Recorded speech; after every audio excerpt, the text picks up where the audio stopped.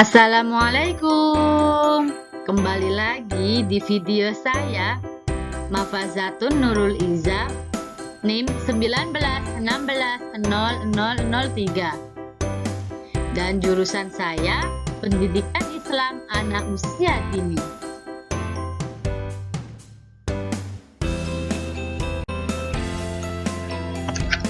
Pada video kali ini, saya akan menjelaskan materi tentang kreativitas anak usia dini. Di sini, saya memiliki 4 poin yang akan saya bahas. Stay tune.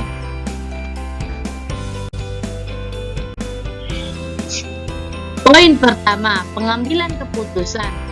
Pengambilan keputusan merupakan suatu tindakan yang menentukan hasil dalam memecahkan masalah dengan memilih satu jalur tindakan di antara beberapa alternatif yang ada dengan melalui suatu proses mental dan berpikir logis, dan juga mempertimbangkan semua pilihan alternatif yang ada yang mempunyai pengaruh negatif maupun positif. Jadi, pengambilan keputusan ini merupakan proses di mana kita harus memilih atau menentukan dan siap menanggung berbagai kemungkinan atau konsekuensi di antara situasi-situasi yang tidak pasti. Selanjutnya, yaitu 5 langkah pengambilan keputusan. Yang pertama, yaitu identifikasi masalah dan ketidakjelasan. Yang kedua, mengumpulkan informasi. Yang ketiga, membuat prediksi kemungkinan yang akan terjadi. Yang keempat, mengambil keputusan dari alternatif-alternatif yang ada. Dan yang kelima, mengevaluasi hasil terhadap prediksi yang telah dibuat.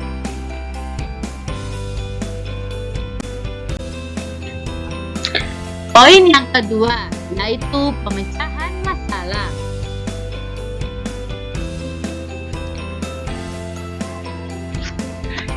Pemecahan masalah adalah suatu tindakan yang dilakukan untuk menyelesaikan suatu permasalahan dengan cara mendefinisikan masalah, menentukan penyebab utama dari suatu permasalahan, mencari sebuah solusi dan alternatif untuk pemecahan masalah, dan mengimplementasikan solusi tersebut sampai masalah benar-benar dapat terselesaikan.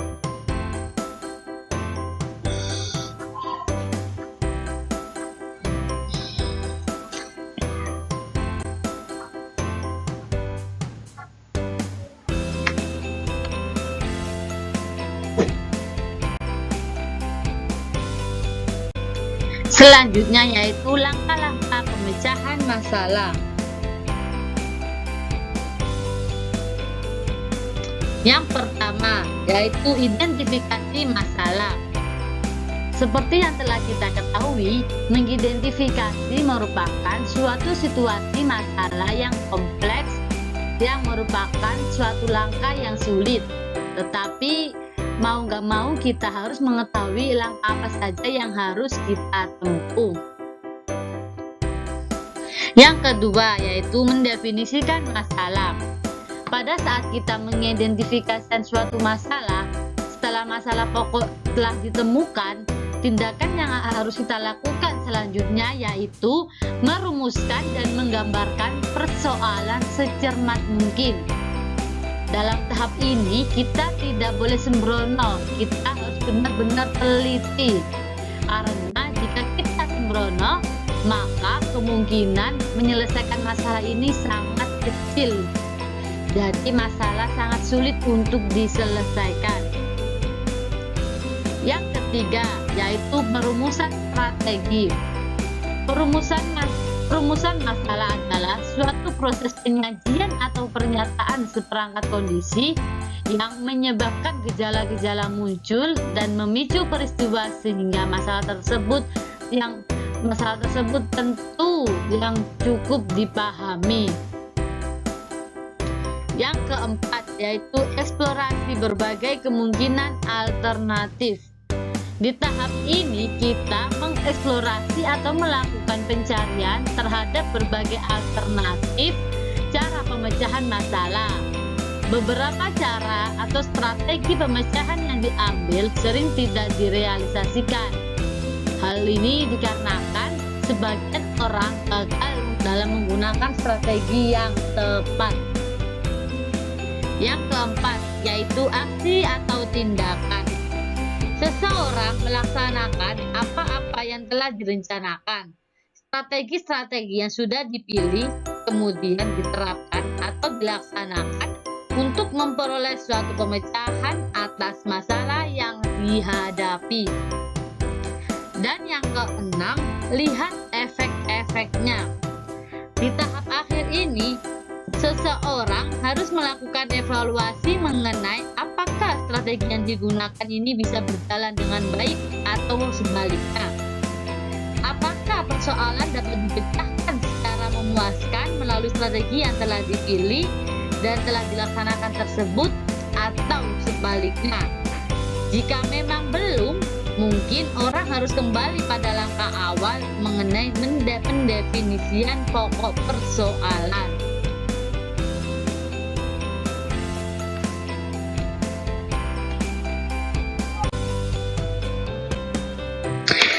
Poin yang ketiga, yaitu proses kreatif. Proses kreatif merupakan sebuah proses yang dilalui seseorang dalam menghasilkan sebuah karya sastra. Seorang tidak akan bisa membuat karya sastra seperti puisi atau prosa tanpa melalui tahapan proses penciptaannya seperti pengumpulan ide, pengembangan ide, dan penyempurnaan ide.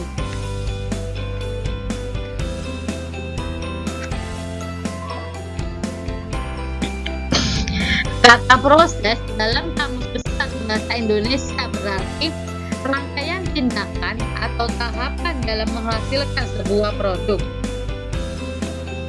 Kata kreatif dalam Kamus Besar Bahasa Indonesia berarti memiliki daya cipta, memiliki kemampuan untuk mencipta. Dalam KBBI, kata daya berarti kemampuan untuk melakukan sesuatu atau kemampuan bertindak. Sedangkan cipta berarti kemampuan pikiran untuk mengadakan sesuatu yang baru. Daya cipta berarti kemampuan untuk bertindak dalam menghasilkan sesuatu yang baru. Sehingga bisa disimpulkan bahwa proses kreatif merupakan rangkaian perbuatan atau pengolahan yang menghasilkan produk baru.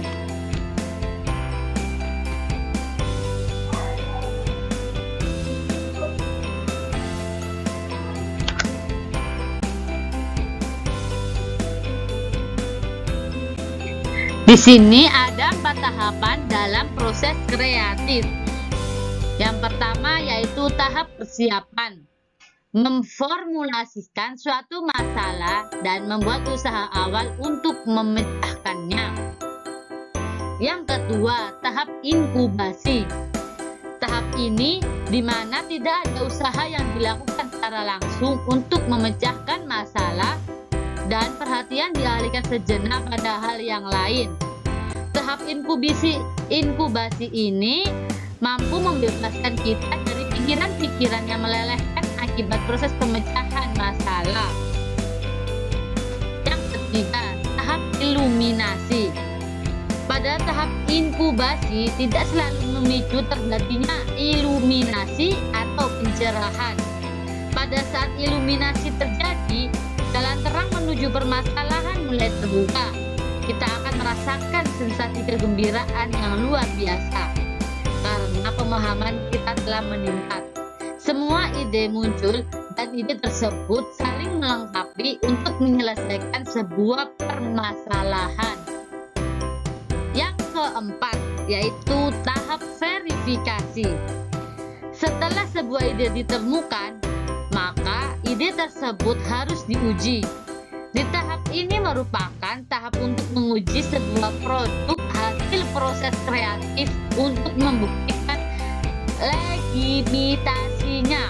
Tahap verifikasi ini umumnya lebih singkat daripada tahap-tahap sebelumnya, karena tahap ini hanya menguji dan meninjau kembali hasil perhitungan seseorang dan juga untuk melihat apakah penemuan tersebut berhasil atau tidak.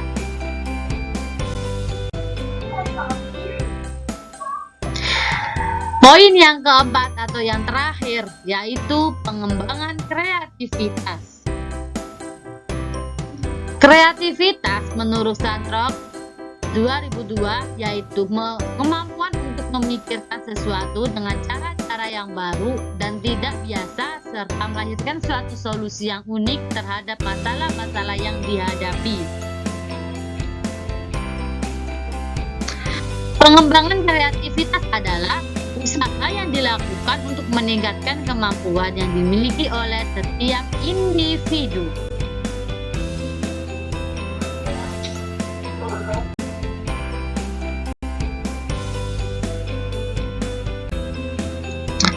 Selanjutnya, ada 7 strategi pengembangan kreativitas pada anak, yaitu yang pertama, pengembangan kreativitas melalui menciptakan produk atau hasil karya.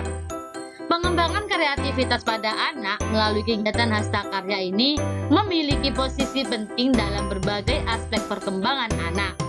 Tidak hanya kreativitas yang akan berpartisipasi untuk berkembang dengan baik, tetapi juga kemampuan kognitif anak. Dalam kegiatan hastakarya ini, setiap anak akan menggunakan imajinasinya untuk membentuk sesuatu bangunan atau benda tersebut sesuai dengan khayalannya. Yang kedua, pengembangan kreativitas melalui imajinasi. Renungan apa yang biasa kita lakukan semasa kanak-kanak mungkin sebagian besar adalah yang biasa dilakukan anak, yaitu berimajinasi sebagai industri lain. Sebagian anak perempuan kerap kali melakukan sosiodrama dengan berpura-pura memasak, menyetrika, dan mencuci. Jane Beatty menyatakan bahwa bagi anak, imajinasi adalah kemampuan untuk merespon atau melakukan fantasi yang mereka buat. Imajinasi ini merupakan salah satu yang efektif untuk mengembangkan kemampuan intelektual, sosial, bahasa, dan yang terutama yaitu kreativitas anak.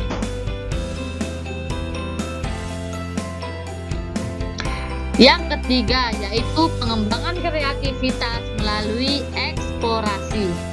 Kegiatan eksplorasi ini merupakan menjelajah lapangan dengan tujuan memperoleh pengetahuan yang lebih banyak, terutama sumber alam yang terdapat di tempat itu. Eksplorasi dapat pula dikaitkan sebagai kegiatan untuk memperoleh pengalaman baru dalam situasi yang baru. Yang keempat, yaitu pengembangan kreativitas melalui eksperimen. Metode eksperimen ini banyak dihubungkan dengan metode pemecahan masalah, antara lain dengan menggunakan laboratorium dan pada umumnya berkenaan dengan pelajaran Science. Melalui eksperimen ini, anak akan terlatih mengembangkan kreativitas, kemampuan berpikir logis, senang mengamati, meningkatkan rasa ingin tahu, dan kekaguman pada alam, ilmu pengetahuan, dan Tuhan. Melalui eksperimen ini, anak dapat menemukan ide baru ataupun karya baru yang belum pernah mereka temui sebelumnya. Yang kelima, yaitu perkembangan kreativitas melalui proyek.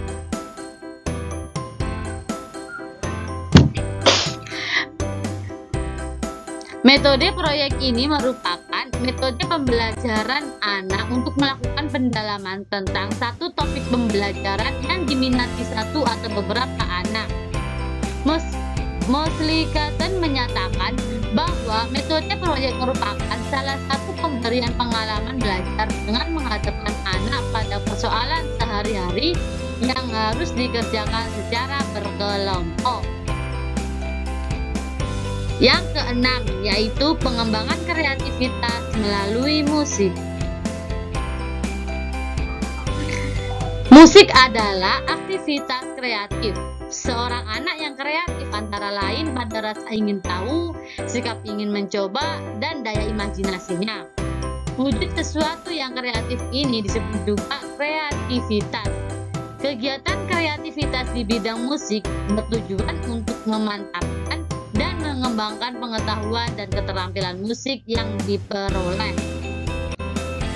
Dan yang ketujuh atau yang terakhir yaitu mengembangkan kreativitas melalui bahasa. Bahasa merupakan kemampuan untuk berkomunikasi dengan orang lain. Semua cara untuk berkomunikasi di mana pikiran dan perasaan dinyatakan dalam bentuk lambang atau simbol untuk mengungkapkan suatu pengertian, seperti dengan menggunakan lisan, tulisan, isyarat, bilangan, lukisan, dan mimik muka. Di sini juga ada 3 fungsi utama bahasa pada anak. Yang pertama yaitu meniru ucapan orang dewasa. Yang kedua membayangkan situasi. Dan yang ketiga mengatur permainan.